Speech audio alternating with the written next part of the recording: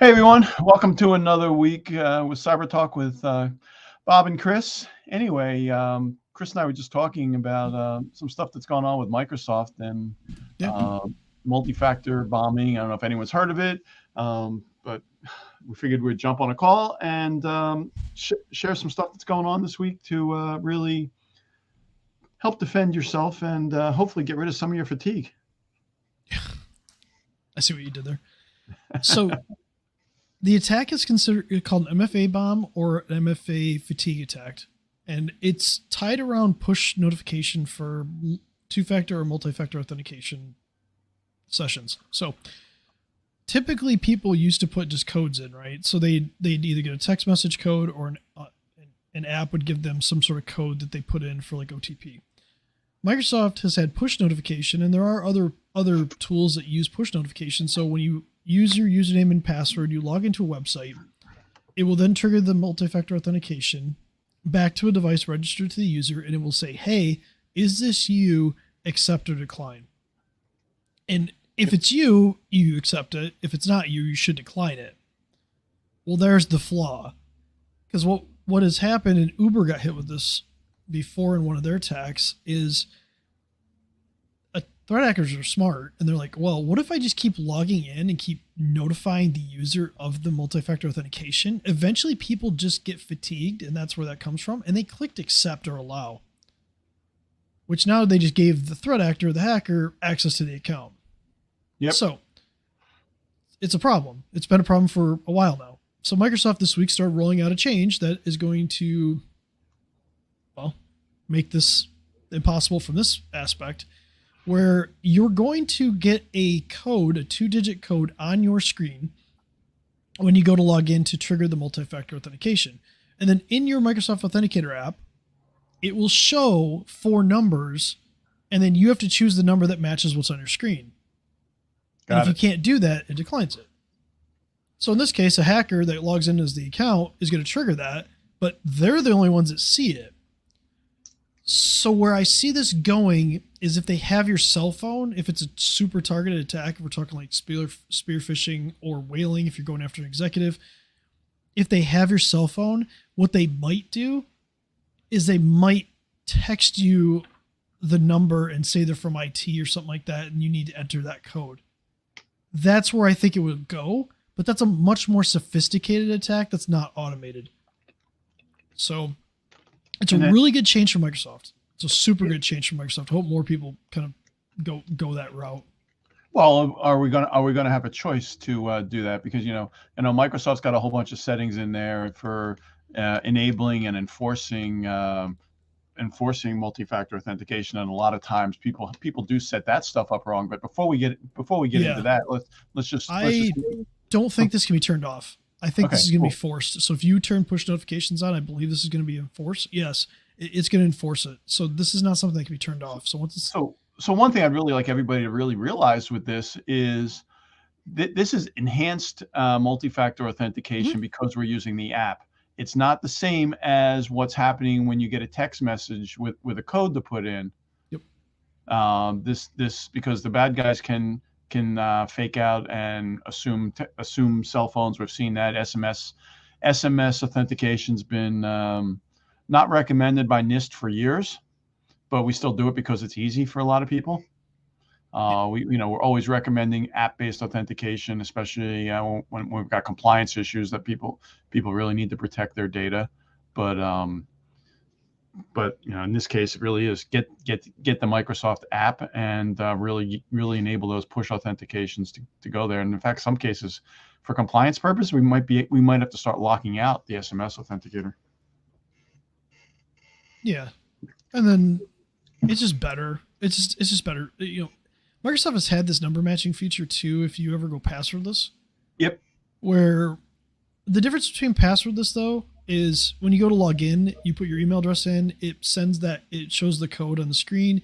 You match it in your phone after you've registered your device, but then you have to use another biometric marker to do it. So if you have fingerprint on your phone, that works. Or if you have Face ID or some sort of face recognition, that'll work. That's how that login works. But that number thing's been part of this for a while. They're just enforcing it on just the basic multi-factor authentication. Yeah, I got a notice on my authenticator a couple of weeks ago that because I've been using it on the Apple Watch, and that's apparently going away. I can't do it on the watch anymore. Yeah, because the number matching won't work. I think that's one of the reasons why they're doing it. Well, they can't read my fingerprint there either. Well, yeah, but if it's also linked to your phone, you'd think that'd be something that they'd be okay with. But anyway, one of the things that I started to talk about was enforced versus enabled. Because a lot of people are still self-managing their security environments for Office 365, and you're saying there's some issues. Yeah, configuration issues, misconfigurations are a big factor in companies being compromised.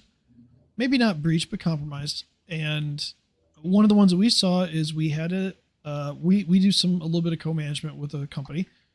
We do some projects for them and whatnot, and we discovered that 5 of their accounts have been compromised. But we told them, because we were doing some courtesy stuff for them, and we told them, and they were like, well, we have MFA enabled. We're like, yes, you do, but it's not enforced. And there's a big difference there. When you enable multi-factor authentication, there is no force factor of it for the user to enroll. So even though the account was enabled for multi-factor, the user just said, I'm not gonna sign up for it because I don't want to do it. And they had accounts being logged in from China, from Brazil, from North Korea. I mean, it's bad. And the funny part is we fixed it with them. Now it's all enforced. We put a conditional access policy in that enforces it.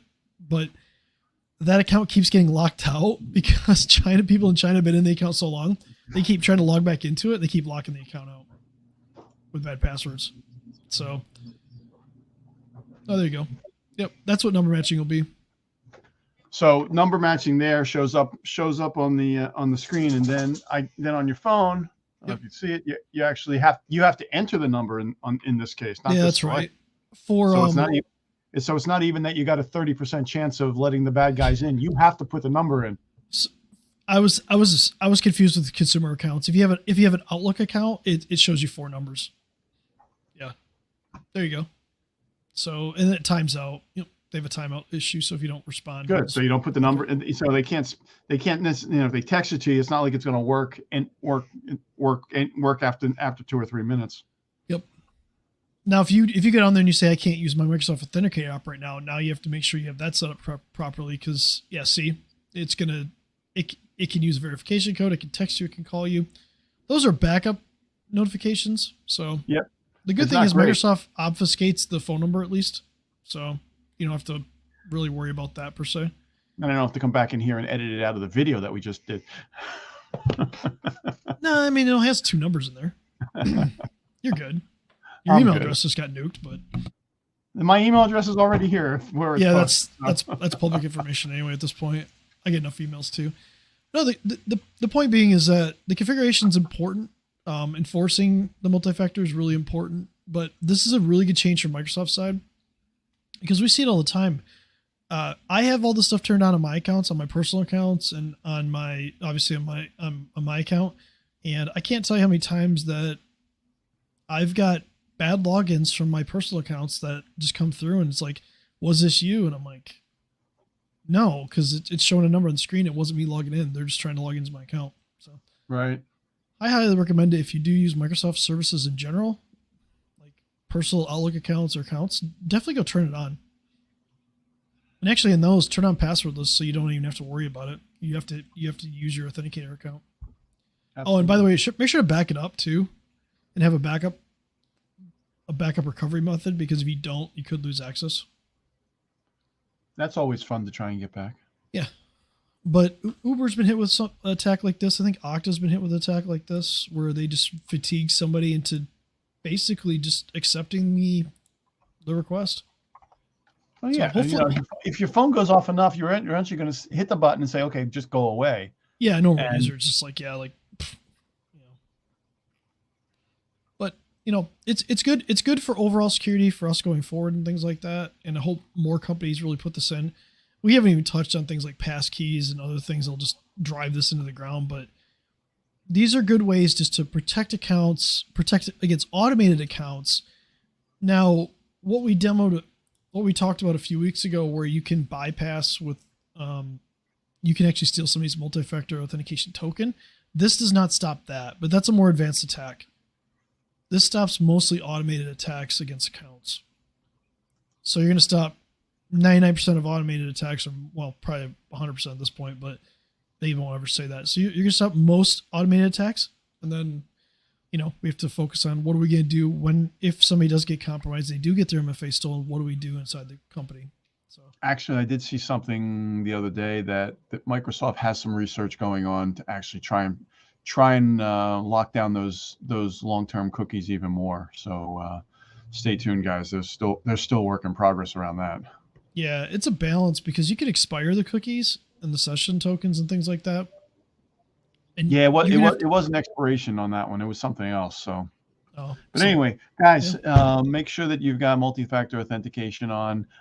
Use app-based authentication wherever possible, and that's pretty much what we have for this week. If you've got something else that you'd like us to talk about, drop it in the comments below, because there's all kinds of things people are seeing, and if I can get Chris wound up in a rant about something, it's a good week. I can rant every week. I just try not to. I don't want anything to get lost in the fact that we really are trying to educate people. So we're trying to get the education out there, so people make good choices. And speaking of education, next week Chris and I are on the road. We will be in Nashville at a security conference, and we'll probably do something live there. And that's all I got for this week. That's gonna be fun. We'll go to some corner of the building and try to do it.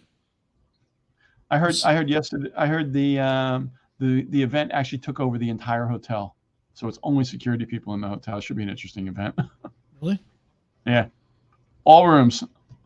Well, I'm going to DEF CON in August, so I have to have a burner phone. I was about to say, you bring a burner phone.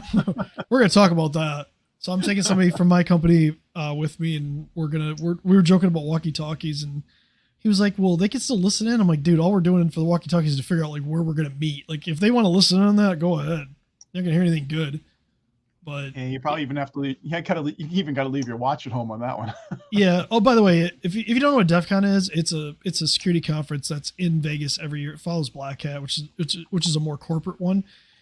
DEF CON is more, let's just say, underground, more hacker-esque people that are going to be there. So there's a lot of cool things that go on there. But yeah, so I'm going to attend with Connor from my team, and we're going to have some fun. And then we're going to try not to get our phone hacked while we're there. So, and my credit card's stolen, okay, guys, and all this Chris, stuff. have a good week. I will see you same. in Nashville when we're down there. And like I said, if Sounds anyone's good. got anything they'd like to hear, drop it in the chat, and we'll cover it. And keep it clean.